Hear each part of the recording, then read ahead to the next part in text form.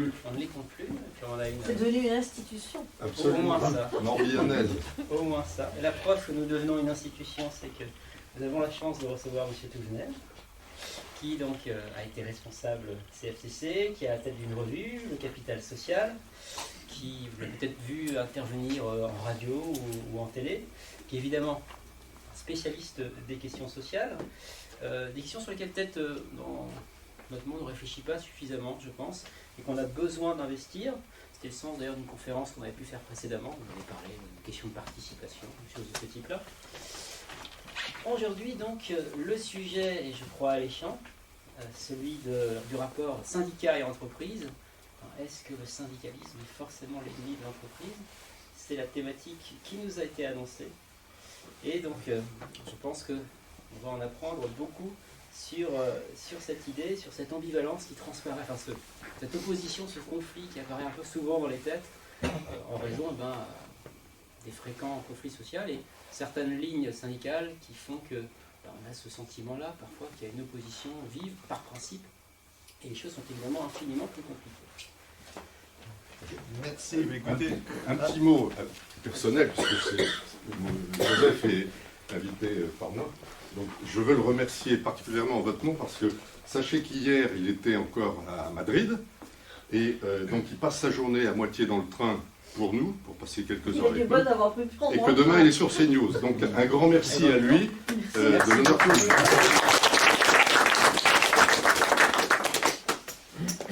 merci de votre accueil. Vous avez raison d'applaudir avant de m'entendre. Peut-être qu'après, vous en aurez plus l'envie.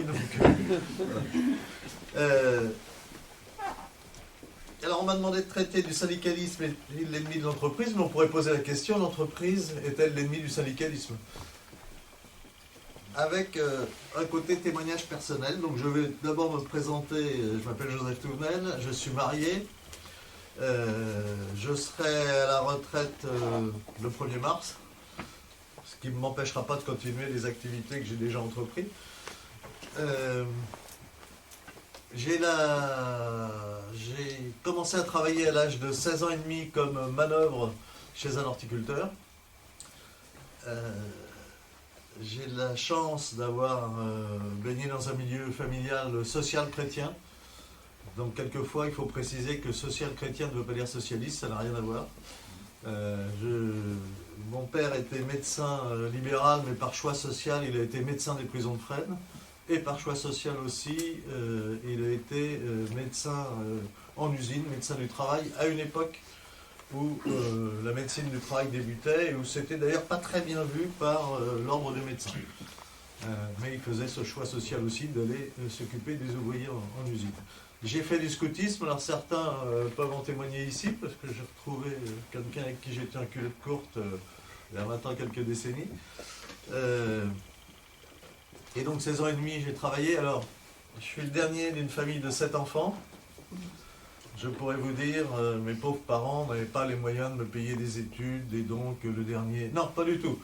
Je me suis profondément ennuyé à l'école. Et dès que j'ai pu quitter le système scolaire, je l'ai fait avec joie, bonheur.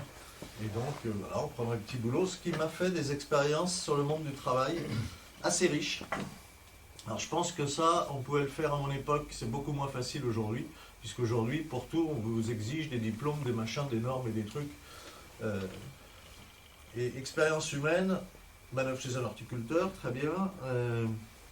Et j'ai été pendant 2 ans homme de ménage. C'est-à-dire, pendant 2 ans, quelqu'un qui va dans les entreprises tôt le matin ou tard le soir, vider les poubelles, nettoyer les toilettes et laver par terre. C'est une expérience très enrichissante sur le regard de l'autre. Parce que soit vous pouvez être invisible, vous n'existez pas. Éventuellement, vous êtes un objet qui se déplace. Soit vous pouvez avoir un regard bienveillant, pour ceux qui sont là tôt ou tard, soit un regard méprisant. Mais ce qui est intéressant, c'est pas ça. Ce qui est intéressant, c'est que ce regard bienveillant ou méprisant, il n'est pas lié du tout au statut de la personne. C'est-à-dire que le regard bienveillant ou méprisant, il peut venir de quelqu'un qui est en haut de l'échelle sociale dans l'entreprise ou quelqu'un qui est en bas. Et donc vous avez toute cette expérience humaine qui vous fait dire que ce n'est pas le poste qu'on occupe dans la société officiellement qui fait ce que nous sommes, c'est la façon dont nous vivons avec les autres. Et puis,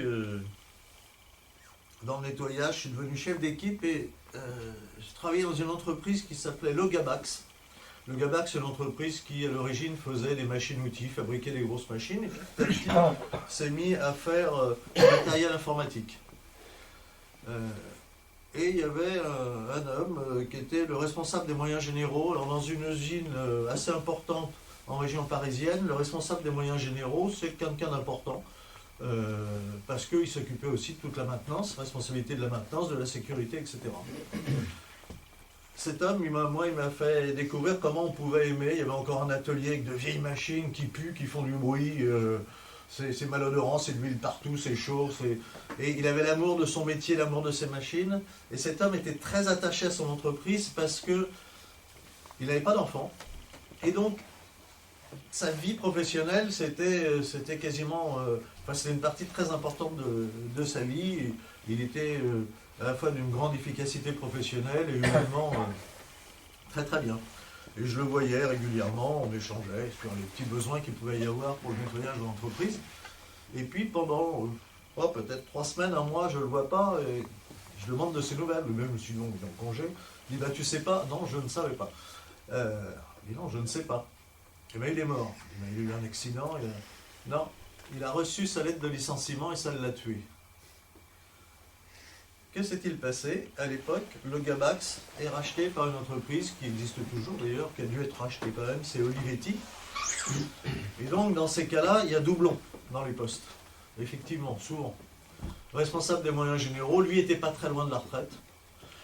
Donc il serait parti en retraite, surtout anticipé comme ça pouvait se faire à l'époque, c'était pas un drame social. Ça aurait été peut-être difficile pour lui, mais il aurait compris quand ils disent, ben voilà, il y a doublon, il y a quelqu'un de plus jeune. Merci pour le travail que vous avez effectué.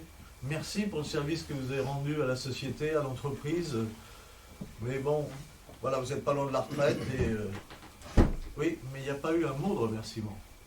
À l'époque, la procédure n'est plus la même, mais tout à fait légalement. Un jour, il a reçu une lettre recommandée lui disant, monsieur, à compter de telle date, on ne ferait plus partie des effectifs, au revoir.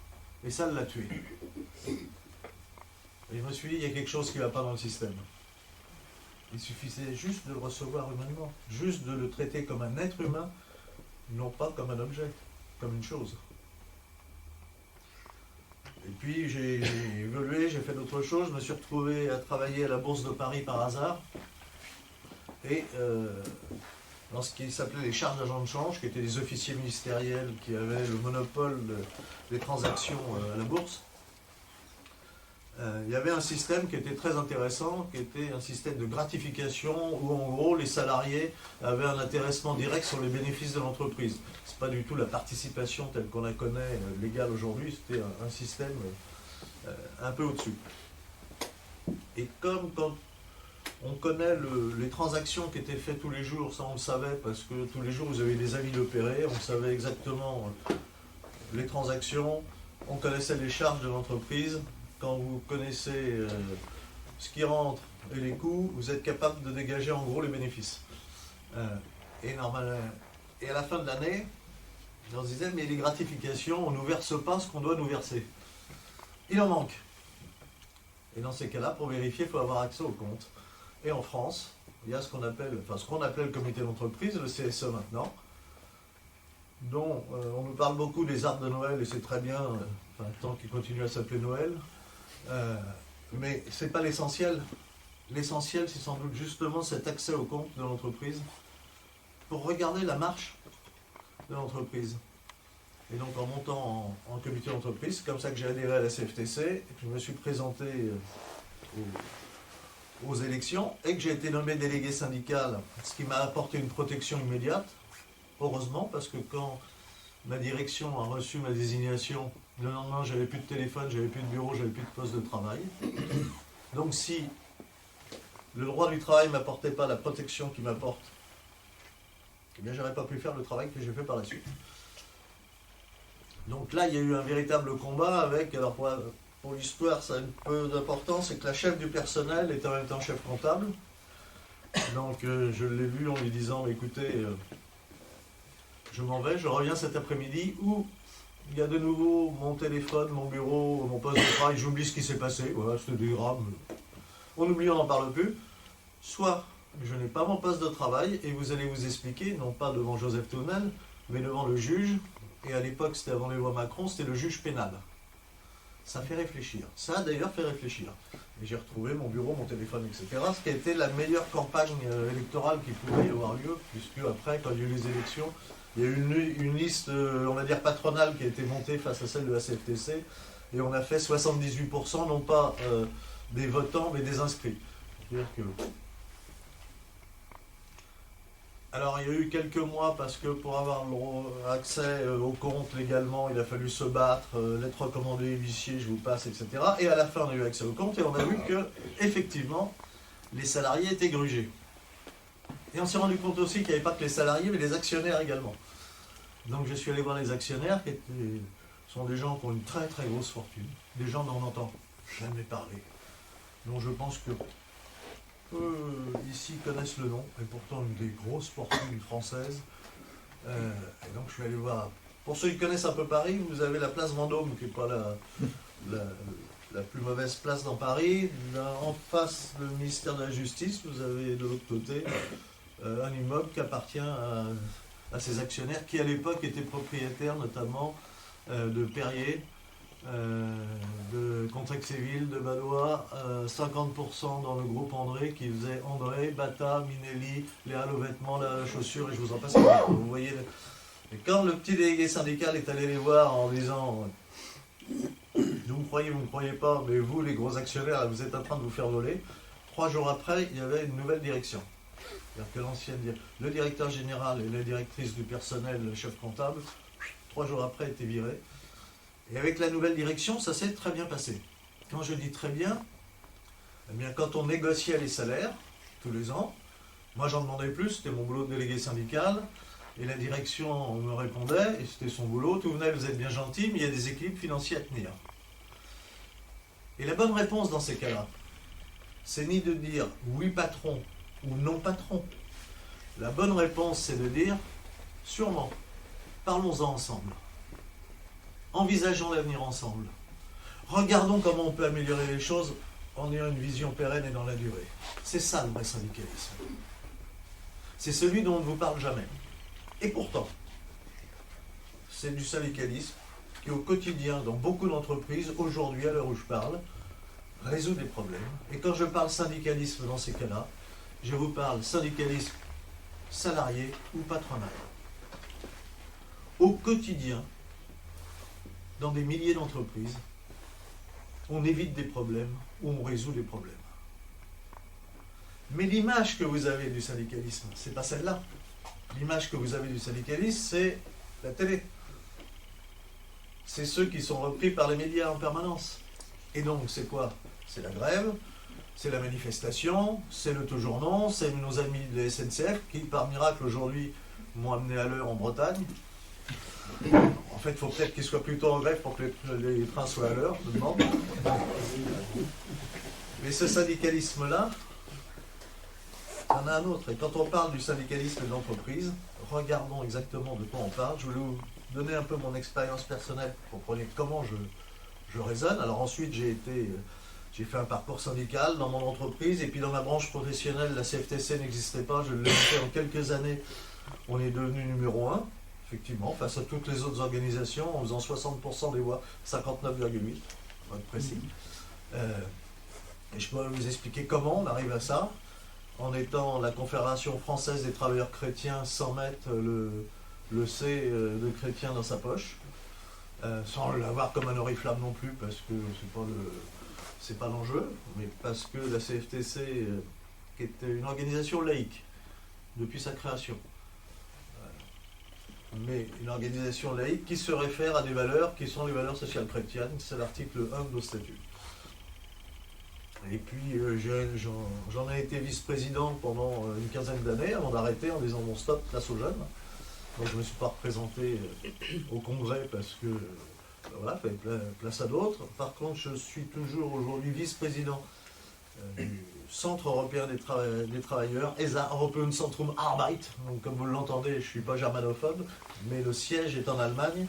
et ça réunit 79 organisations sociales chrétiennes dans 30 pays d'Europe, ce qui commence à peser dans le système. Et ça, c'est passionnant aussi quand on voit l'influence de l'Europe dans nos pays. On a aussi intérêt à échanger avec les autres et à travailler avec les autres. Mais sur le thème l'entreprise et syndicats, d'abord, il faudrait peut-être se poser la question, qu'est-ce que l'entreprise? Alors si je prends la définition de l'INSEE, je vois unité économique, juridiquement autonome, dont la fonction principale est de produire des biens et des services pour le marché. Et si je regarde la définition du marché, c'est le lieu de rencontre des vendeurs et des acheteurs de biens et de services, ou de la confrontation entre l'offre et la demande, dont va naître le prix d'échange.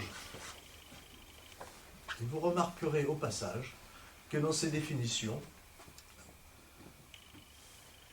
aucune valeur essentielle qui est celle de l'entreprise ou des syndicats n'apparaît, qui s'appelle la valeur travail. Comment peut-on parler de l'activité humaine, de l'activité en entreprise, de l'activité sans évoquer le travail? C'est quand même une sacrée curiosité qui n'est pas que juridique, mais qui, derrière, montre beaucoup de choses sur la construction de la société. Et oui, parce que le travail, c'est quoi? C'est aussi les hommes et les femmes. C'est-à-dire qu'on a des définitions où on gomme complètement l'humain pour être entièrement dans le matérialisme. Et le matérialisme qui, gentiment, nous amène dans le mur, mais c'est normal. Il y a deux visions du monde. Une vision matérialiste et une vision qui reconnaît à l'homme toute sa dimension matérielle, à l'homme et à la femme évidemment, toute sa dimension matérielle. Les syndicats sont là d'ailleurs pour essayer de veiller à ce que les salaires soient corrects, les conditions de travail, etc. Tout ça est matériel. Mais si je ne construis que sur ce matériel, je vais dans le mur. Parce que ça veut dire que l'être humain n'a d'intérêt que s'il est capable de produire et de consommer. Et si je ne suis plus capable de produire et de consommer, j'ai plus d'intérêt pour cette vision économiste du monde, et on peut me jeter. C'est ce qui arrive dans un certain nombre de cas. Encore faut-il qu'on soit d'accord sur ce qu'est la valeur travail. Et la définition classique, celle qu'on donne dans les écoles de commerce notamment, celle qu'on trouve très facilement, c'est activité qui permet la production de biens et de services, qui avec le capital est un facteur de production de l'économie. Voilà ce qu'on nous dit du travail. Mais c'est tout faux. Le travail, c'est absolument pas ça. Le travail, sauf si j'ai une vision totalement matérialiste de l'être humain, et on a vu d'ailleurs à l'est de l'Europe ce que cette vision matérialiste donnait, ça a été le bonheur, la joie, notamment de la classe ouvrière et tous les autres. Mais la vision du travail, c'est quoi? Travailler, c'est participer au bien commun. Par mon travail, je participe à l'ensemble de la société. Le chrétien dirait même, alors tout le monde n'est pas chrétien, moi je le suis, peut-être s'entendre et se sentir, mais être co-créateur. Par mon travail, je suis co-créateur. Je participe à la création. Vous voyez un peu l'importance qu'a le travail? Par mon travail, je me réalise aussi. Je me projette, je me réalise, je progresse, je grandis en dignité. Le travail, c'est aussi un outil de dignité, une façon d'être digne. Je suis évidemment plus digne quand je travaille et que de mon travail, je reçois un revenu, un salaire, que si je suis obligé de faire la manche. C'est aussi de la dignité, le travail. C'est aussi de la reconnaissance de mon utilité dans la société. Mais c'est également un acte social. Je travaille toujours avec les autres et pour les autres. Et vous voyez qu'on est bien loin des définitions qu'on nous donne sur le travail. Encore une fois, entre le matérialisme étroit d'un côté et ce qu'est véritablement l'être humain et ce dont a besoin l'être humain et la conception de la société, vous avez plus qu'un océan. Alors dans cette vision matérialisme, évidemment, pour certains, vision matérialisme, comme pour les marxistes, le travail, lui, c'est une aliénation, une souffrance, une exploitation systématique faite par les vilains chefs d'entreprise, faite par le vilain capital. Alors je vous ai dit que j'étais Je vais lancer une revue qui s'appelle Capital Social, je vous laisserai quelques numéros. Eh bien pour nous, le capital, c'est une ressource. Et en fait, je ne peux que souhaiter à chacun d'avoir de la ressource, un maximum de ressources. C'est pas une aliénation, une exploitation, c'est le capital, c'est pas méchant. Le capital, c'est une ressource. Tout dépend de ce que je fais de ma ressource. Est-ce que je l'utilise dans le cadre du bien commun ou est-ce que je l'utilise de façon destructrice pour la société? Question subsidiaire, comment me suis-je procuré ma ressource? Est-ce que je l'ai eu honnêtement par mon travail, par héritage, ce qui n'est pas un gros mot? Si vos parents, vos grands-parents ont travaillé, ont accumulé du capital, des biens, etc., c'est tout à fait légitime que vous puissiez en bénéficier. Par contre, si mon capital, je l'ai eu en faisant travailler les petits-enfants à l'autre bout du monde, pas à l'autre bout du monde, je peux être un grand amateur de voitures électriques parce que je suis écolo. Alors, je dis, les voitures électriques, je suis ni pour ni contre, sauf que quand je me déplace en voiture et que je fais beaucoup de kilomètres, je préfère avoir une voiture qui n'est pas électrique parce que ça pose quelques problèmes de déplacement. Mais dans le principe, je suis ni pour ni contre. Sauf que aujourd'hui, à l'heure où je vous parle, vous avez 40 000 enfants qui travaillent dans des mines au Congo pour extraire le lithium pour les batteries des voitures électriques. 40 000 gamins qui perdent leur vie dans des conditions abominables au Congo pour les voitures électriques.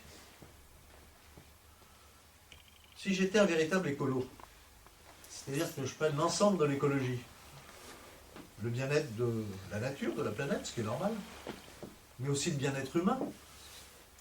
L'écologie humaine, c'est pas n'importe quoi, c'est même essentiel. Est-ce que je me réjouirais de rouler en voiture électrique, sachant qu'il y a 40 000 gamins au Congo qui perdent leur vie? Alors moi, ce que je souhaite, c'est qu'au Congo, ça soit des adultes qui travaillent dans des conditions normales, avec un salaire normal, évidemment par rapport au niveau de vie du pays, par le SMIC français, et que ces enfants, au lieu de perdre leur vie dans les mines, soient à l'école, ce qui est leur place. Et pour mettre le doigt sur ces problèmes, il faut un certain nombre de personnes, notamment des organisations syndicales, au quotidien dans l'entreprise. Alors évidemment, ce n'est pas la même chose si vous êtes une entreprise de 3 personnes, je ne vais pas demander qu'il y ait un délégué syndical, ou si vous êtes une entreprise de 3000. La représentation, là, a besoin d'avoir une forme qui n'est pas la même que dans la petite entreprise. Mais pour revenir au capital, donc, qui est une ressource, il y a aussi, dans le monde matérialiste, ceux qui considèrent que le capital est forcément négatif. C'est les marxistes qui imprègnent encore beaucoup l'esprit des organisations syndicales en France, et pas que. Et puis cette considération, Karl Marx, je vais vous le citer, il avait une grande considération pour le monde ouvrier, puisqu'il déclarait « l'ouvrier, c'est animal travailleur ». Que la formule est très respectueuse. Et que dit-il de cet animal travailleur par rapport au travail? Le caractère étranger du travail apparaît nettement dans le fait qu'il n'existe pas de contraintes physiques ou autres. Le travail est fui comme la peste. Le travail n'appartient pas à l'ouvrier, mais à un autre qui ne lui appartient pas lui-même, mais appartient à un autre. En fait, vous êtes des bêtes de somme si vous travaillez, vous êtes forcément exploité, il y a forcément un exploiteur. Mais c'est pas ça. Le travail, il est intimement lié à la nature humaine. Vous pouvez avoir des entreprises qui font exactement la même chose, l'une dans laquelle l'humain est parfaitement respecté, et l'autre dans laquelle l'humain est parfaitement exploité. On ne peut pas généraliser. La lutte des classes est une ânerie. D'ailleurs, syndicaliste, j'ai des enfants. Si j'en ai un qui devient chef d'entreprise demain, je lui dis « dehors !» Ça n'a pas de sens. Ça n'a aucun sens. Mais par contre, en France, dans le monde social, dans le monde économique,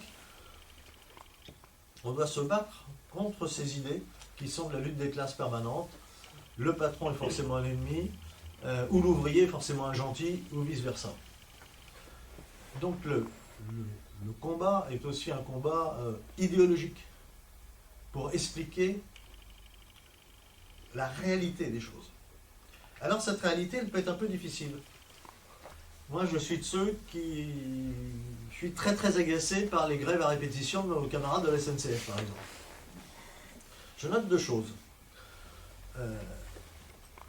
quand j'étais encore aux affaires à la CFTC, qu'il y avait des grèves que je trouvais injustifiées dans le service public, notamment du transport, communiqué de presse diffusé à l'AFP, diffusé aux gens qui suivent ces questions.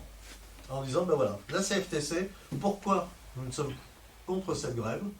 Parce que nous considérons d'abord que la grève est le dernier recours, et que là, il nous semble que toutes les voies n'ont pas été épuisées, parce que quand on est dans le service public, dans les entreprises, c'est valable aussi, mais dans le service public, c'est encore plus valable. Je dois mesurer si les conséquences de la grève, par rapport à ce que je réclame, je veux, je reproche, ne sont pas démesurées par rapport au mal que ça peut faire aux usagers, au pays. Comment mesurer? Et souvent, je communiquais en disant, ben là, non, la grève me paraît tout à fait injustifiée pour bloquer la moitié du pays. L'AFP ne reprenait jamais. Un journal comme Les Échos ne reprenait jamais. Et pourtant, le communiqué allait au quotidien Les Échos à la responsable qui suit la rubrique sociale. Sauf que cette responsable, ça, c'est pas dit dans Les Échos, mais à l'origine, c'est une trotskiste. Et quand vous avez le journal de référence économique, donc celle qui suit les mouvements sociaux, est une trotskiste, elle est intelligente, elle connaît son boulot, vous voyez quelle orientation elle peut donner ou ce qu'elle peut oublier de dire. Ce qui fait que l'information qu'on reçoit passe par ces tri multiples qui ne vous donnent pas la réalité de l'information. Et là, on a encore un gros travail à faire pour rétablir la réalité de l'information. Mais la SNCF, je comprends aussi ce qui se passe. Il y a quelques années, je suis allé en banlieue de Bruxelles avec un petit groupe de personnalités, entre guillemets. Donc j'étais le seul à ne pas être une personnalité, les autres l'étaient. Et puis, on a pris un peu de retard parce que j'étais avec quelques généraux de l'armée française aussi, et le général Machin a retrouvé le général Von Truck avec qui il avait fait la Bosnie, et au lieu de partir à l'heure, 2 coupes de champagne supplémentaires, on était en retard. On va louper notre Thalys.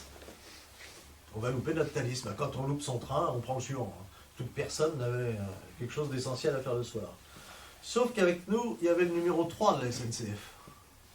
Qu'est-ce qu'il a fait? Il a pris son téléphone et il a bloqué un Thalys en gare de Bruxelles pendant un peu moins d'un quart d'heure. Bloquer un Thalys en gare de Bruxelles, c'est bloquer toute la chaîne. Version officielle, un problème technique. Oui, mais les contrôleurs, les conducteurs, le personnel de la SNCF, sait très bien qu'il n'y a pas eu de problème technique. Elle sait très bien que c'est parce que c'est le numéro 3 de la SNCF qui était très très proche de Pépi, donc le président à l'époque de la SNCF, qui s'est permis d'arrêter un Thalys, donc de bloquer des centaines de personnes. Comment voulez-vous ensuite que ces salariés respectent leur hiérarchie? Comment voulez-vous ensuite que ces salariés disent pas, ben moi j'ai aussi un moyen de bloquer parce que lui c'est parce qu'il voulait avoir son train, ben moi c'est parce que je veux avoir un salaire augmenté. Eh ben je bloque le système. Comment voulez-vous que j'aille expliquer au contrôleur vous avez tort de faire grève? S'il me répond oui mais quand le numéro 3 ou les autres veulent bloquer les trains, ça ne les gêne pas pour leur petit confort. Ça amène autre chose dans le débat sur le droit de grève, le service public. L'exemple doit venir d'en haut. Toujours. Ces gens-là n'ont rien à faire à diriger des entreprises. 1, ils sont mauvais économiquement. 2, ils sont nuls socialement. Et là, on a affaire à des personnes. Et tant qu'on aura ces personnes avec leurs agissements, comment voulez-vous changer les choses? Comment voulez-vous expliquer à l'agent de la SNCF qui doit se montrer meilleur, plus responsable que sa hiérarchie?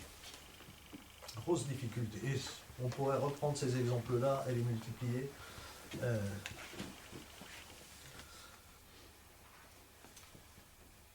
Je voudrais quand même vous faire une petite plongée dans notre histoire sociale pour comprendre le syndicalisme, d'où il vient, ce qu'il fait, et l'entreprise. Pour moi, les deux sont mêlés.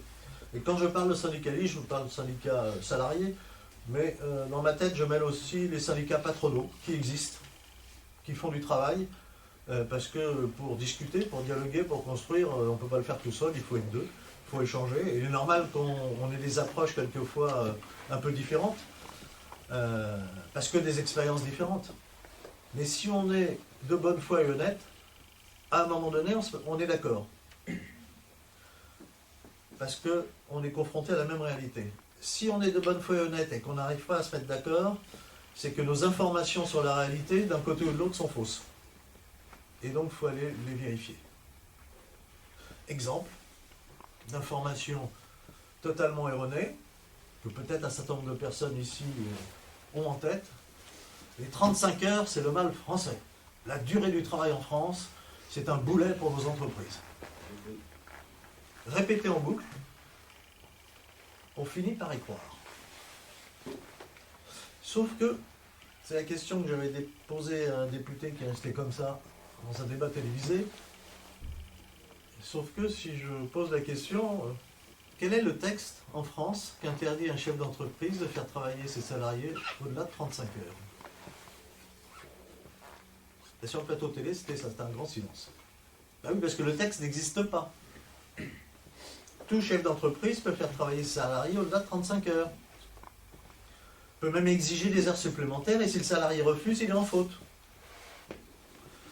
Ça veut dire que notre problème, il n'est pas sur la durée du travail. Il est sur le coût du travail. Évidemment, si je demande à quelqu'un de travailler au-delà de 35 heures et que je dois le payer 25% en plus, ça peut obérer ma rentabilité. Le problème, il est là. Puisque je peux faire travailler les salariés 35, 36, 37, 38, et c'est le coût, le vrai problème. Cette démonstration, je l'ai fait il y a quelque temps déjà, des gens qui m'avaient invité, une association normande, et suivant l'invité, ils changent de lieu. Et le syndicaliste de service, un vendredi soir, il m'avait amené dans une usine qui fabrique des pièces pour des grandes marques automobiles. Alors, on était dans un grand truc, et puis il y avait les machines bam, qui fonctionnaient. Et j'ai parlé des 35 heures. En plus, c'était beaucoup plus chaud sur les 35 heures à l'époque. Et c'est une entreprise de 120 personnes, PME, qui avait une filiale, en gros, de 120 personnes aussi en Pologne, et puis qui venait d'ouvrir une filiale en Irlande, mais ça, je pense que c'est plus pour des raisons fiscales que pour fabriquer des pièces automobiles. Et là, dans la salle, les gens ils m'ont dit, le syndicaliste, il raconte n'importe quoi, comme font tous les syndicalistes. Sauf que le chef d'entreprise, un type qui avait 45 ans, sa PME qui fonctionne, il a pris le micro et dit, mais monsieur Touvenel, il a parfaitement raison. Si je veux faire varier ce que je fais dans mon usine ou mon produit, la durée du travail, je peux le faire. Plus courte, plus longue, je peux le faire. Il y a évidemment des règles, on ne peut pas faire n'importe quoi. En fonction de la production, si Renault me fait des commandes plus importantes et que je dois produire, j'augmente la durée du travail. Mon problème, c'est le coût, évidemment. Si je paye en heures supplémentaires, le coût augmente. Ce sont des réglementations qui ne cessent de changer. Et donc moi, patron de PME, je dois en permanence, je n'ai pas un service entier qui va tout éplucher pour me mettre aux normes, au machin. Je dois en permanence veiller à des réglementations qui ne cessent de bouger. Qu'on me laisse avec les mêmes règles une fois pour toutes, et je m'en débrouille. Et vous voyez sur les 35 heures, cela dit, sur les 35 heures, la mise en place a été délirante. Le texte était un mauvais texte de loi. Pourquoi? Pour une raison simple. Loi Aubry 2, c'est un pavé comme ça. Une bonne loi, c'est pas un pavé. Après, sur cette mauvaise loi, avec une mise en place très difficile et catastrophique, notamment dans les hôpitaux, pour une raison simple, je ne peux pas dire à un moment dans les hôpitaux, vous allez travailler 35 heures et pas mettre en place le personnel. C'est pas plus compliqué que ça. Hein. Mais quand j'ai pas l'argent pour payer plus de personnes, évidemment, j'embauche pas plus. Et on se retrouve à coincer. Enfin, tous ceux qui n'ont pas fait l'ENA ont dû comprendre le système. Ceux qui ont fait l'ENA avaient plus de mal. Donc la loi Aubry 2, catastrophique, très difficile à mettre en place. Mais l'intelligence collective que nous avons en France, c'est que sur un texte compliqué, qui mettait un bazar dans ce qui existait, nous nous sommes adaptés, y compris dans les petites entreprises. Là, j'ai aidé un certain nombre d'entreprises de faible taille à mettre en place les 35 heures. Certaines, je leur ai expliqué comment contourner la loi sur les 35 heures. Alors maintenant, on peut le dire. Par exemple, vous avez des grands restaurants comme celui qui est sur la Tour Eiffel, où les salariés ont un salaire correct, mais comme ils ont des gens qui ont de très gros revenus qui viennent, ils ont aussi de très gros pourboires. Et donc avant, et c'est là où vous avez besoin d'avoir des organisations syndicales un peu intelligentes. Il y a ceux qui ont dit la loi, c'est la loi. Et nous, avant d'aider à signer les accords 35 heures, on réunissait le personnel, leur disant, voilà, alors, quels sont vos besoins, on regardait, et puis voilà ce qu'on propose, est-ce que vous êtes d'accord? Et référendum. Pour savoir si les gens, et généralement les référendums à 85%, c'était bon. Dans ce restaurant dont je vous parle, ils m'ont dit, mais c'est idiot. Ils nous demandent maintenant d'arrêter le service, alors je ne sais plus, on va dire à 23 heures. Mais nous, on a des clients qui font la fête, etc. On ne va pas les mettre dehors à 23 heures. Surtout que s'ils restent, etc., on leur fait juste comprendre qu'il est un peu tard. Et généralement, on a des gros pourboires. Ça nous permet, de toute façon, notre soirée, qu'on termine à 23 heures ou à 1 heure du matin, dans la mesure où on nous paye le taxi pour rentrer chez nous, notre soirée est fichue. Et voilà comment un syndicalisme intelligent, avec des gens intelligents et un chef d'entreprise intelligent, peut bâtir des accords même avec une mauvaise loi.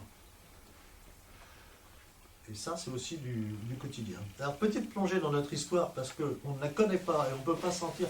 Si on ne sait pas d'où on vient, on a beaucoup de difficultés à comprendre qui on est et on peut difficilement se projeter dans l'avenir.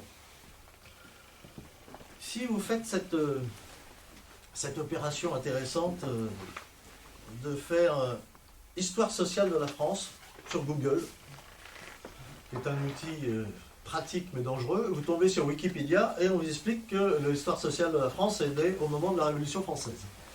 Ce qui est faux. Ce qui est carrément faux, oui. Mais on a des générations entières, y compris dans les enseignants, qui nous disent, bah oui, ça commence, non. L'histoire sociale de la France, elle commence à peu près il y a 2000 ans avec un certain Jésus-Christ.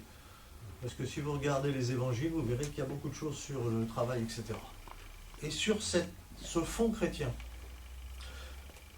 c'est tellement vrai que vous avez un étranger au XIIIe siècle, saint Thomas d'Aquin, qui a réfléchi sur le monde du travail et notamment sur le salaire.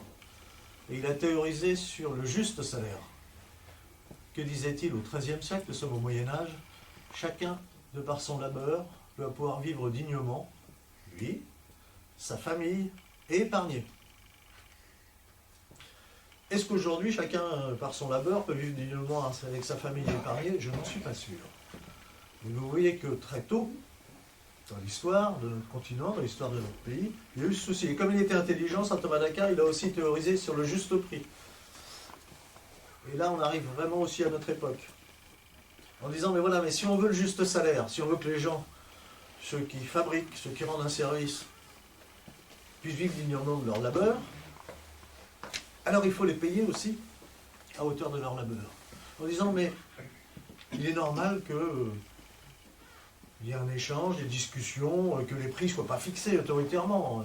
L'offre et la demande, oui, avec deux bornes.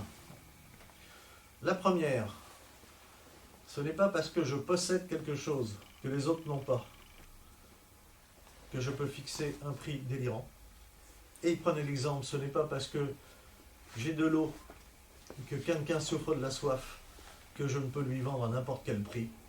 Donc il mettait une barrière morale. Et de l'autre côté, vous dites, mais si je ne paye pas suffisamment le service ou l'objet, alors la personne qui a travaillé ne peut pas vivre dignement et les deux bornes sont là. Je crois qu'on n'a pas fait plus intelligent depuis le Moyen-Âge comme réflexion sur ces deux bornes, qui sont deux bornes morales. On ne peut pas réfléchir sur l'économie ou sur le social sans réfléchir sur la morale, sauf si on est entièrement matérialiste et qu'on considère que l'être humain n'est qu'un objet valable pour la production et la consommation. Et notre histoire sociale s'est construite comme ça, avec... Alors comment on peut le savoir? Ben, vous avez par exemple le livre des métiers, qui a été rédigé à la demande de Saint-Louis. Vous savez, Saint-Louis sous son chêne qui rendait la justice, c'est pas qu'une image, c'est une réalité. Mais pour rendre la justice, il y avait les corporations, donc les corps de métier organisés. Et pour rendre la justice dans une corporation, s'il y avait un litige, encore fallait-il connaître les règles de cette corporation. Et ces règles, elles existaient depuis déjà longtemps, mais elles se transmettaient par oral. De maître à apprenti, de père en fils. Et donc Saint-Louis a dit, mais oui, mais si on, pour juger, il faut qu'on les ait par écrit. Et donc il a demandé à Étienne Duhalot de prendre corporation par corporation, et ça a été le livre des métiers, qui date du XIIIe siècle, où on trouve des choses très très intéressantes. Par exemple, le repos du dimanche, le repos dominical. On dit voilà, il y a besoin d'un jour de repos, il y a les jours de fête où on va se reposer. Mais, comme ce n'est pas une société fermée, on va accepter aussi que les jours de fête et les dimanches, il peut y avoir des activités. Et les jours de fête, par exemple, les orfèvres, pour vendre des bijoux.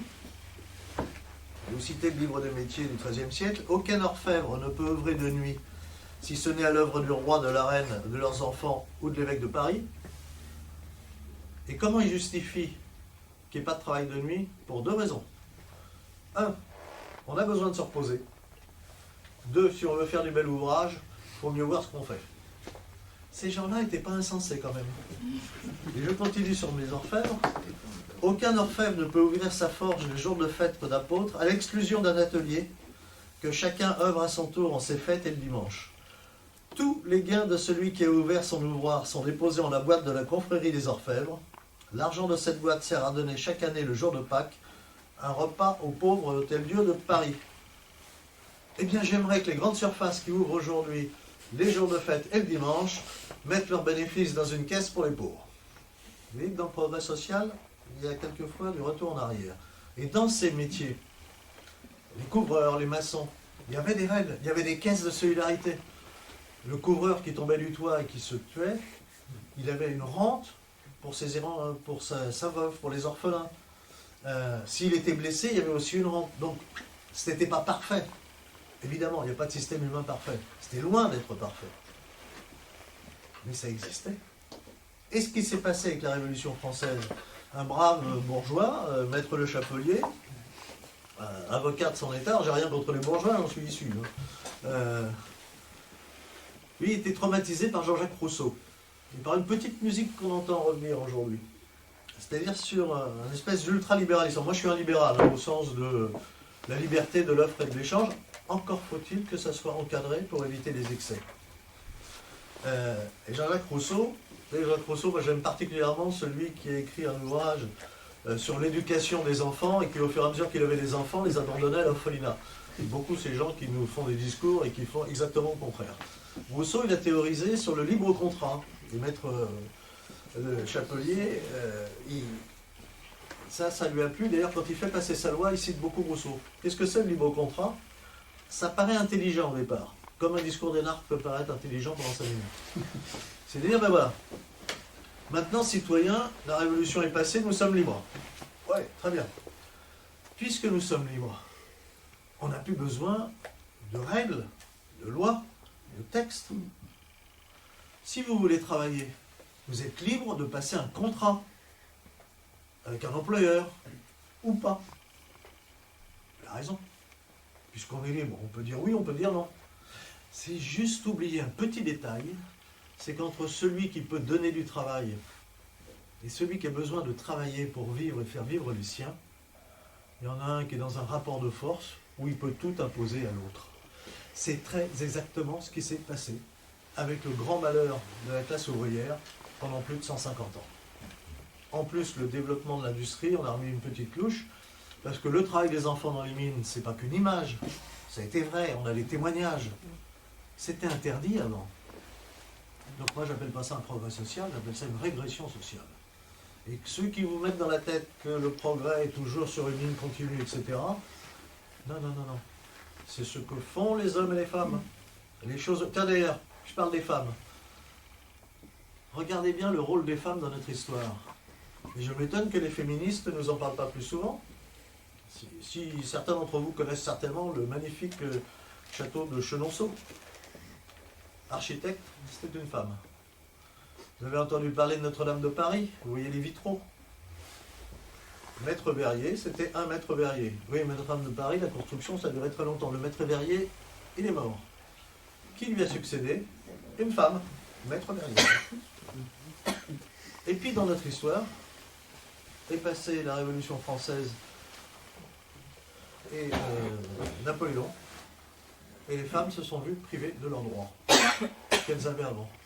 Il a fallu attendre de mémoire 1966 pour qu'une femme puisse ouvrir un compte en banque sans l'autorisation de son époux ou de son père. Vous voyez la régression qu'il y a eu? Est-ce que vous en parle pour que vous voyez comment vous considérez l'histoire et comment les choses évoluent? Alors que même si les choses n'étaient pas parfaites, il y avait des libertés, des droits, etc. Une femme pouvait être propriétaire, était propriétaire de ses biens. Ensuite, ça n'a plus été le cas. Et je note que ceux qui veulent nous entraîner dans ce que j'estime être le mur, ça, ils l'oublient, ils ne l'ont pas vu, ça n'a jamais existé. Attention à ces idéologues. Et donc cette grande rupture de 1791 sur ce terreau de grande injustice qu'on est né, et de stupidité, hein, parce qu'en même temps, la théorie qu'il a fait passer, c'était l'interdiction des corporations, l'interdiction de tout regroupement, y compris ouvriers, patronal, etc., l'interdiction, et c'était un délit de coalition qui, au départ, donnait droit à la guillotine et ensuite à la déportation. C'était tellement stupide qu'il avait aussi fait fermer les facultés de médecine. Puis chacun est libre, on n'a pas besoin de diplôme. On est libre de dire je suis médecin ou chirurgien, et vous êtes libre de venir chez moi ou pas. La facétie a duré que 2 ans. Ils se sont rendus compte que quand même c'était mieux d'avoir des gens qui avaient fait quelques études de médecine pour soigner les autres. Mais sur cette grande misère, ce terreau d'injustice formidable au sens étymologique, c'est-à-dire qui fait peur, 2 grands courants sont nés dans le monde ouvrier. Un courant révolutionnaire, le syndicalisme révolutionnaire, que je peux comprendre. Je peux comprendre qu'on se révolte quand on voit les siens mourir à la tâche, quand on voit ses enfants mourir, quand on voit ses parents mourir dans des conditions vraiment abominables. Mais ce n'est pas la bonne solution. La solution de la violence, quand on regarde ce qu'il en sort, et l'histoire nous le démontre, y compris l'histoire contemporaine, se met en place la loi du plus fort, du plus violent. C'est rarement le plus juste. Regardez ces grands mouvements de justice révolutionnaire qui ont fait le bonheur des pays de l'Est pendant quelques décennies. C'est sur un terreau d'injustice. Regardez l'arrivée du nazisme, ça s'est fait sur un terreau d'injustice. Après la guerre de 14-18, on a réduit les Allemands à la famine, ce qui a favorisé l'arrivée du national-socialisme. Et donc attention aussi à toujours avoir cette vision d'une justice économique et sociale. Et c'est là où on retrouve à la fois des syndicalistes patronaux, des syndicalistes salariés. L'histoire de les allocations familiales, c'est quoi? Ce sont des patrons chrétiens qui se sont rendus compte que donner le même salaire à quelqu'un qui avait 6 enfants ou un célibataire, économiquement, c'est ce que nous dit la règle économique, puisqu'il intéresse, c'est que la production de l'individu. Et là, ces chefs d'entreprise sont dit non, c'est pas juste. Parce qu'eux, ils n'y arrivent pas avec leurs 6 enfants. Donc, on va les aider. Donc, on va leur donner une allocation supplémentaire parce qu'ils ont des enfants. Oui, mais rapidement, ils se sont rendus compte aussi d'une chose, c'est qu'entre le patron social qui va faire cet effort pour aider les familles et celui à côté qui est son concurrent, qui ne fait aucun effort social, eh bien, évidemment, il y en a un qui a des coûts plus élevés que l'autre. C'est pour ça qu'on a mis des allocations familiales pour tout le monde. Pour éviter que la concurrence soit une concurrence faussée sur le moins-disant social. Et ça, c'est un élément qui intéresse tout le monde. Ce que nous démontrent aujourd'hui les agriculteurs dans leurs protestations, c'est que quand on oublie cet élément-là, ils nous rattrapent. C'est-à-dire que l'élément social pour la vie d'un agriculteur, pour sa production. C'est aussi la concurrence, encore faut-il que la concurrence reste loyale. Et aujourd'hui, nous sommes dans un monde de concurrence déloyale, dans un monde de folie où on nous fait jouer une partie sans avoir la même règle du jeu que le voisin. Puisque aujourd'hui, en France, nous subissons en permanence une concurrence, à mon sens, déloyale en matière sociale, en matière fiscale, en matière environnementale. Alors, évidemment, on ne va pas demander que tous les pays aient les mêmes règles exactement, non. Mais à un moment donné, si la différence est trop grande, on va dans le mur. Quelle entreprise, allez, si je suis un amoureux de la lessive et que je gagne au loto et que j'ai envie d'ouvrir une usine de production de lessive demain, je l'ouvre où? En France ou en Bulgarie? Pour rester en Europe. Tout le monde comprendra que si je l'ouvre en Bulgarie, socialement, il n'y a pas grand-chose. Pour les règles environnementales, il n'y en a aucune. Et fiscalement, quelques valises sous la table et c'est réglé. Comment peut-on mener la même partie quand on n'a pas les mêmes règles? C'est impossible, on va dans le mur. Et c'est là où patronat, syndicats, normalement, doivent s'unir pour peser ensemble sur nos autorités nationales, européennes, et sur les règles de l'OMC. Vous savez, l'OMC, c'est un organisme qui est très très intéressant, qui a des règles très précises sur la protection des conteneurs et aucune sur la protection des marins. Je trouve ça quand même extraordinaire que ces gens-là... alors sur les conteneurs, attention, hein, mais sur le matelot, c'est pas notre affaire. Eh bien si. Ça doit toujours aller ensemble. Les deux doivent toujours aller ensemble. Et aujourd'hui, notre travail, c'est d'unir les deux, et c'est possible. Je vous l'ai dit dans mon entreprise, la phase 1, où ça s'était très mal passé, la phase 2, où ça s'est passé absolument normalement. Et on peut et on doit associer les deux. Alors je sais qu'il y a un dangereux révolutionnaire, il s'appelait le général de Gaulle, qui prônait la participation des salariés aux grandes orientations de l'entreprise. Alors évidemment pas pour la petite entreprise. Chez mon boucher, on n'a pas besoin de mettre un délégué syndical, mais dans les grosses entreprises.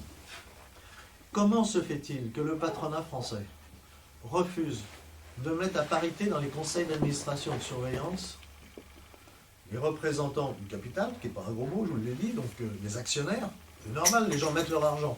C'est normal qu'ils regardent ce que devient leur argent et qu'ils participent à l'orientation, aux grandes décisions. Alors il y a toujours un patron qui décide, mais les grandes orientations, ce sont les actionnaires. Mais comment se fait-il qu'on ne mette pas aussi des salariés à parité? Ça équilibrerait un peu les choses parce que l'actionnaire, et c'est humain, c'est normal, il va demander un retour sur investissement de son argent le plus rapide possible. Le salarié, il va avoir une vision de l'entreprise un peu différente, un peu plus pérenne, parce que c'est son outil de travail.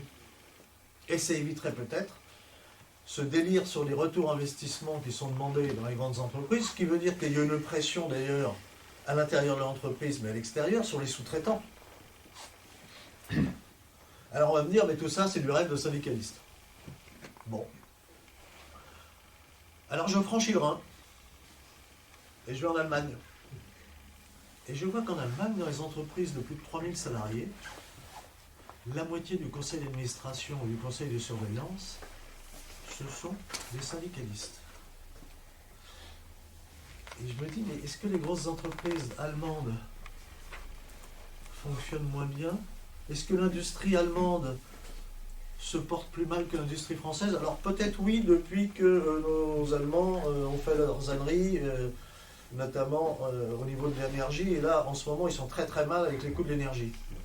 Mais avant cette facétie, qui est une facétie politique de leur alliance avec les Verts, l'industrie allemande se portait beaucoup mieux, parce qu'ils associaient les deux. Ils associaient les représentants du capital à parité. Et j'étais, il y a quelques années, allé visiter une usine BMW, et le patron de l'usine, le dirigeant, c'est d'abord un gars qui avait commencé comme apprenti sur la chaîne, etc. Mais en Allemagne, avec la voie de l'apprentissage, vous pouvez évoluer, et ensuite il est il était devenu ingénieur, etc. Ce qui est quasiment impossible en France. Hein. L'apprentissage de l'apprenti de base qui va rentrer sur la chaîne automobile, vous avez peu de chances de retrouver ingénieur. Ça peut arriver, mais c'est rare. En Allemagne, c'est quasiment une voie naturelle. Et à un moment donné, dans une autre usine, il avait été le patron du syndicat. Et après, on le retrouvait, il avait continué sa carrière, il avait changé, etc. Ça ne gênait personne, sauf qu'il avait une très grande expérience du monde de l'entreprise en général, des rapports sociaux en général. Et nous, on ne le fait pas. Et quand je pose la question aux chefs d'entreprise des grosses entreprises, ils ne savent pas répondre. Alors, quelquefois, il y a une réponse qui arrive, qui est oui, mais quand même, les salariés, qui les embauche, les gars? Vous êtes en train de m'expliquer que vous embauchez des nuls en qui vous n'avez aucune confiance? Changez de boulot, hein. Arrêtez d'embaucher, c'est pas votre job, hein, c'est que vous êtes mauvais. Ou alors, c'est surtout un problème de pouvoir. Eh bien oui, le pouvoir de pouvoir se partager de façon plus efficace. Et si vous vous intéressez à ces problèmes de pouvoir et donc de direction et de commandement, je vous invite à faire ce que je fais régulièrement dans les formations syndicales. Je fais intervenir quelques-uns de mes amis. Il se trouve que j'ai des amis qui ont été à la tête du 2e régiment étranger parachutiste. Et quand vous faites intervenir un général qui a été à la tête du 2e REP, qui a commandé la Légion étrangère, et vous lui faites parler du chef de l'autorité et du partage de pouvoir, c'est très intéressant sur l'efficacité. Il explique très bien que le rôle du chef, c'est de décider à un moment donné. Il tranche. Et il assume, y compris les erreurs de ses subordonnés. Mais avant de trancher, il prend les avis. Il écoute. Il sait qu'il a des spécialistes. Des spécialistes de la communication, des spécialistes du renseignement, etc. Et que lui ne sait pas tout. Et que c'est en réunissant les compétences des uns et des autres qu'il peut trancher en connaissance de cause, et non pas en s'enfermant dans une tour d'ivoire avec des gens qui sont formés comme lui, formatés comme lui, avec la même expérience que lui, où du coup leur vision est naturellement plus étroite que la vision plus ouverte. Et bien ma forme de syndicalisme à moi, c'est celle-là. C'est d'associer les deux, d'associer le pouvoir de direction, d'associer les actionnaires, d'associer les salariés. C'est comme ça que le monde peut fonctionner. Ce n'est pas impossible, mais ça demande une véritable révolution culturelle et surtout d'avoir la capacité d'essayer d'approcher la vérité. Après, les hommes et les femmes sont ce qu'elles font. Vous avez d'excellents salariés, d'excellents chefs d'entreprise. Vous avez aussi des brutes épaisses du côté des salariés et d'infâmes patrons. Ça, c'est la patte humaine. Et donc, les expériences doivent tenir compte aussi de cette patte humaine. Voilà pourquoi je voulais vous dire que pour moi, syndicalisme qui n'est qu'un corps intermédiaire, et je terminerai par ça, ce qu'on oublie dans notre pays, ce qu'on a tué aujourd'hui dans notre pays, ce sont les corps intermédiaires. Le syndicalisme, c'est un corps intermédiaire. Le patronat est un corps intermédiaire. Je rappellerai juste que le premier des corps intermédiaires, normalement, c'est la famille. Et j'ai vu avec grand plaisir que nous avions une nouvelle ministre de la Famille qui se fait faire un enfant par PMA. Ce n'est pas vraiment ma tasse de thé. Je suis de ceux, les vieux réactionnaires, qui pensent que pour un enfant dans une société cohérente, on souhaite le meilleur. Et que le meilleur, c'est d'avoir un papa et une maman. D'ailleurs, tous ceux qui en sont privés nous le disent assez facilement, quelle souffrance ça peut être pour eux. Corps intermédiaire de la famille, il est laminé. Les corps intermédiaires, entreprises, syndicats, sont laminés. Alors, aussi par leur faiblesse, leur responsabilité. Ils ont laissé faire l'État, qui a pris la main sur nos affaires. Vous aviez le 1% logement. C'est-à-dire que les chefs d'entreprise se sont réunis et ont dit, ben voilà, on va gérer un peu avec les syndicats, on va mettre pour les plus grosses entreprises 1% de la masse salariale pour loger nos salariés. Et ça a pas mal fonctionné. Comme ça a pas mal fonctionné, que c'était plutôt bien géré et qu'il y avait plutôt une réussite, petit à petit, l'État a mis la main dessus. Aujourd'hui, c'est l'État qui dirige. Et c'est beaucoup moins efficace. Et vous prenez tout le champ social comme ça, il y a eu un abandon par la faute des organisations patronales et des organisations syndicales. Donc il faut reprendre la main par rapport à l'État, parce que les corps intermédiaires, vous savez, s'il n'y en a plus, c'est la personne, l'État. Et dans ces cas-là, la personne, elle n'a pas la force de lutter contre l'État. On est écrasé.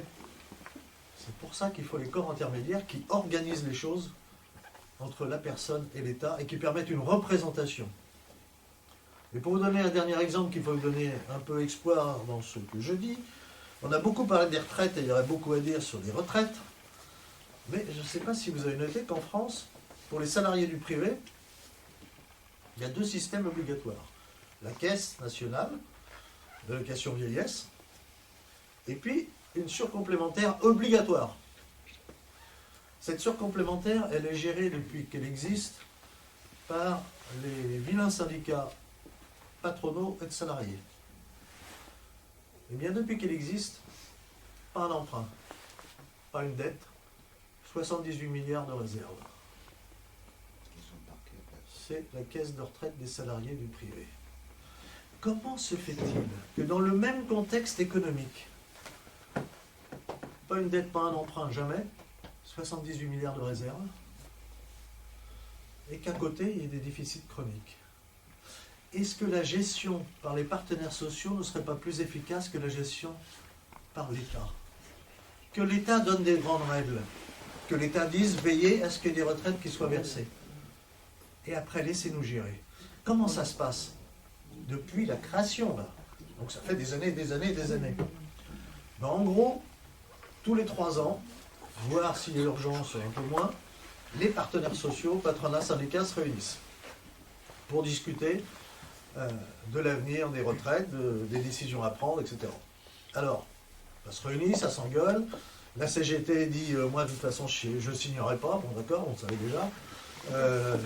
ECO généralement, alors ça dépend, mais généralement on dit moi je ne signerai pas, bon d'accord, tant pis. Et puis on négocie, et on arrive à un accord intelligent entre la partie patronale et 3 organisations, généralement CFTC, CFDT, CGC.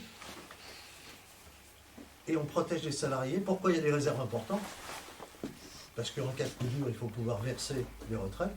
Et donc on a décidé, il y a quelques années, de faire un matelas de sécurité pour s'il y a une grosse crise financière, une grosse crise économique, une grosse crise sociale, pouvoir continuer à assurer la retraite des salariés sans être obligé de dire « tiens, on vous coupe votre retraite ».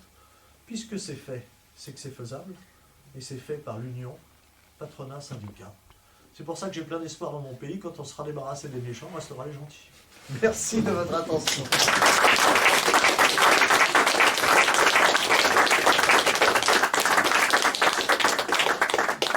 Alors, je crois qu'après, on pourra se discuter, poser toutes les questions que vous voulez. Et si vous voulez quelques exemplaires de Capital Social, vous avez celui-là avec en couverture l'excellente Charlotte Dornelas, qui, pour ceux qui ne le sauraient pas, a commencé sa carrière de journaliste à la CFTC.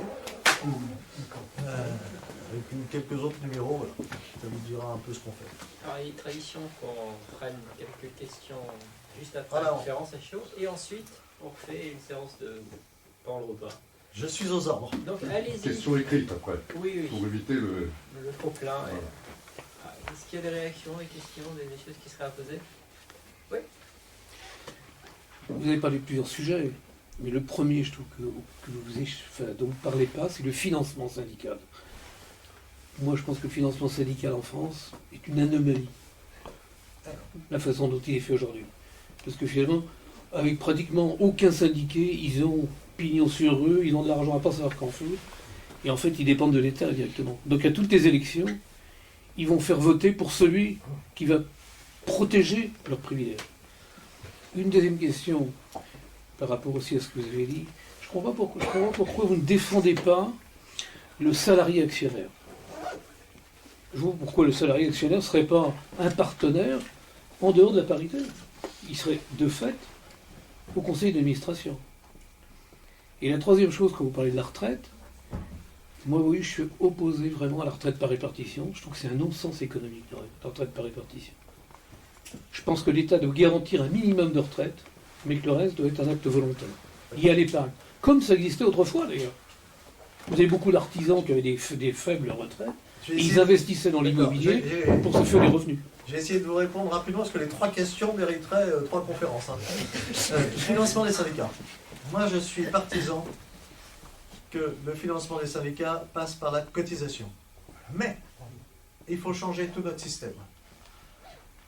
Aujourd'hui, en France, vous avez en gros, allez, je veux dire, 8% de syndiqués et encore moins dans le privé. Oui, mais 98% des salariés français sont couverts par des accords au-delà du Code du travail. C'est-à-dire que la quasi-totalité des salariés bénéficient du travail d'accords qu'il faut faire vivre. Il ne s'agit pas que de négocier et de signer. Suite à un accord, ça se fait vivre, ça évolue. Donc quasiment tous les salariés bénéficient du travail des syndicats. Dans ces cas-là, c'est un changement total de logiciel. On fait comme dans certains autres pays, ne bénéficient des accords que les adhérents. Vous passez la frontière, vous allez en Belgique. Vous êtes chômeur. Qui vous verse vos indemnités chômage? L'organisation syndicale. Mettez le même système en France, vous allez voir que le nombre de syndiqués, et donc, je suis d'accord, ça devrait être la cotisation. Mais dans ces cas-là, il faut changer les règles, et on se retrouverait comme dans les pays nordiques, qui eux ont 85, 88, 90% de syndiqués, mais ne bénéficient du travail que ceux qui sont adhérents. Mais ça me gêne quand même un peu. Je vais dire pourquoi, parce que j'ai eu des responsabilités nationales et j'en ai toujours internationales, mais en même temps, je suis resté jusqu'à il y a quelques mois le patron direct de la CFTC Paris. Ce qui permet de recevoir des gens. Et on a des tas de gens qui viennent frapper à notre porte, qui sont totalement démunis. Alors il y a tous ceux qui vont taper à toutes les portes. Et à un moment donné, on se dit, bah oui, mais là, il y a vraiment quelqu'un qu'il faut aider, parce que je n'imaginais pas, par exemple, le nombre de gens qui ne sont pas payés, qui travaillent sans être payés. Parce qu'on leur fait croire qu'ils vont avoir le salaire, oui, ça va arriver, et ils vont travailler pendant 1 mois et demi, 2 mois, mais ils veulent travailler. Alors, je ne dis pas que c'est majoritaire, hein, mais j'imagine même pas que ça existait avant d'en rencontrer. Donc ces gens-là, il faut aussi pouvoir les aider. Et puis, il y a d'autres choses. Dans le financement, il y a aussi les administrateurs. Je suis administrateur de la CAF. Je suis administrateur bénévole. Alors, entièrement bénévole. Oui, mais j'ai besoin aussi d'avoir une certaine logistique pour bien faire mon travail. Et tout ça devrait être mis à plat. Après, je suis d'accord avec vous. Mais si on remettait à plat, on s'apercevrait que les subventions qui sont accordées, à la limite, on pourrait les accorder. Maintenant, on sait, les élections, et tous les 4 ans, on regarde quel pourcentage de voix réalisent les organisations syndicales. Mais si on distribuait en fonction des voix, ça changerait aussi les choses. Mais ce n'est pas le cas. C'est-à-dire qu'on s'aperçoit qu'il y a des organisations qui touchent beaucoup plus que d'autres. Par exemple, en région Île-de-France, la présidente de la région favorise un syndicat qui n'est même pas représentatif au niveau national, qui s'appelle l'UNSA, qui touche beaucoup plus de subventions régionales que la CFTC. Et moi je dis, mais attendez, région, vous voulez aider les syndicats? Ok, mais alors faites-le en fonction des résultats. Vous regardez ce qu'ils représentent en voix et vous affectez. Donc il y a tout ça à faire, voilà, pour le financement. Mais on parle des syndicats de salariés. Quels sont les syndicats qui gagnent le plus d'argent par les subventions aujourd'hui? Le plus gros, c'est la FNSOR. Les plus grosses subventions de l'État aux organisations syndicales, c'est la FNSOR. Et puis après, il faudrait voir aussi les choses. Quand j'adhère au MEDEF, parce que je suis une entreprise, je ne sors pas ma cotisation de ma poche. C'est l'entreprise qui paye. La personne morale entreprise. Pourquoi c'est pas le patron? Donc il faudrait remettre vraiment les choses pour voir. Sur salarié actionnaire, j'en ai pas parlé parce qu'on va parler de tout, je suis entièrement pour, mais c'est pas la même chose non plus. Quand je vous dis je suis entièrement pour, quand il y a dans les années 80, 84 de mémoire, il y a eu un raid sur la Société Générale. Je connais bien, puisque je vous ai parlé de mon ancien patron, je vous ai dit Perrier, machin, etc. Ils étaient aussi dans le raid contre la Société Générale. Ils avaient les moyens d'essayer de racheter la Société Générale. ça a capoté à très peu, ça a capoté grâce à l'actionnariat salarié. C'est les actionnaires salariés qui, avec leurs quelques pourcentages, ont fait basculer le truc pour que la Société Générale tombe pas dans ce rêve boursier. Moi, je suis pour, mais je pense que c'est pas la même chose. Après tout, on peut être actionnaire et salarié, mais il faut les deux. Sur la répartition, sur la retraite. Pour moi, c'est un problème, c'est un vrai choix. Répartition, capitalisation. La répartition, c'est l'affirmation de la solidarité entre les générations. Je suis de ceux qui pensent que si j'ai la chance, et nous avons la chance d'être là aujourd'hui, c'est parce qu'on a des générations précédentes qui ont travaillé, qui ont fait du labeur, qui se sont donnés, et qui même pour certains sont morts pour notre pays. Je ne suis qu'un héritier. L'affirmation de la répartition, de la solidarité intergénérationnelle, ça veut dire que j'affirme philosophiquement que je ne suis pas seul à un instant donné dans mon histoire, je suis dépendant de ceux qui ont fait mon pays, et j'ai des devoirs vers les générations suivantes. Après, quand je regarde bien, qu'est-ce que ça change dans les équilibres? La capitalisation. D'abord, la répartition, ça apporte une sécurité. Je peux vous parler de l'affaire Maxwell. Maxwell, vous savez, c'était un milliardaire anglais, alors tellement milliardaire anglais qu'à l'époque, il possédait les principaux journaux, une compagnie d'aviation, des radios, il était dans l'actionnariat de TF1. Très bien, et Maxwell est parti sur son yacht en mer, et puis... alors on ne sait pas si on l'a poussé ou s'il est tombé tout seul, les deux versions, j'ai pas la vérité, mais les deux versions sont très crédibles. En tout cas, il est mort, il est passé par-dessus bord, il s'est noyé. Et ce jour-là, on s'est rendu compte que l'Empire Maxwell, ben, il était en total déficit, il n'y avait plus rien. Oui. Et les salariés de l'Empire Maxwell, le même jour, ont perdu leur job, parce que l'Empire s'est écroulé, leur retraite, parce qu'elle était mise en capitalisation dans les actions Maxwell. Et j'ai été frappé l'autre jour de voir un reportage aux États-Unis sur un shérif. Shérif, c'est un cadre, hein. C'est un cadre supérieur, un shérif.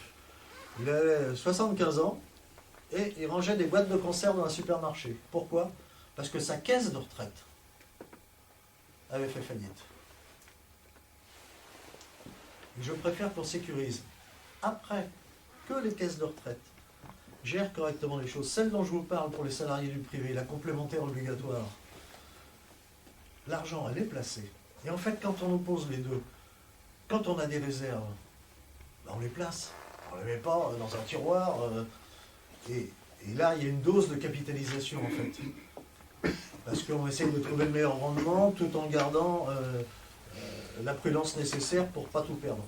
Voilà. Mais philosophiquement, je préfère qu'on dise répartition, responsabilité entre les générations, et après le mode de gestion, en fait, c'est des fonds qui sont placés, et il faut que ça soit bien géré, sans prendre de risques, éviter les risques que prennent les Américains, avec les faillites des caisses, où les gens n'ont plus rien.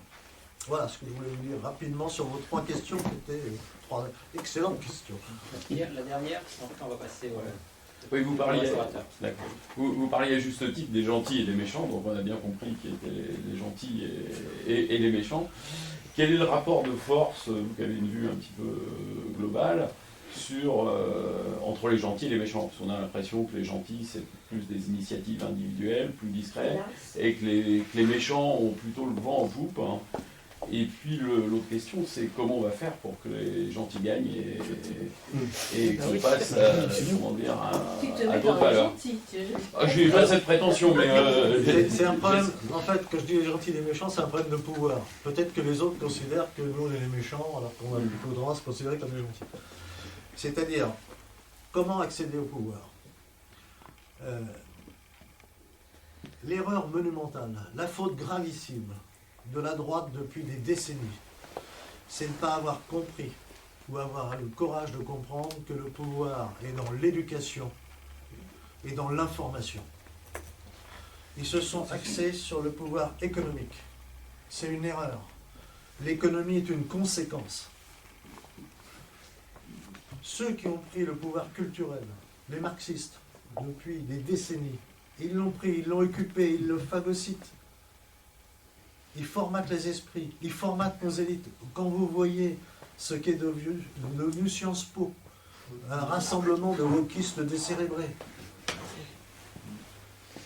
Et donc, pour réussir, il faut investir ces deux pouvoirs. Et je vais remercier Vincent Bolloré qui, en ouvrant sur CNews, ouvre à un certain nombre de personnes la possibilité d'exposer leurs idées, pas les seuls d'ailleurs, hein, il y a des débats. Mais il faut reprendre ce champ culturel, il faut reprendre le champ de l'éducation nationale.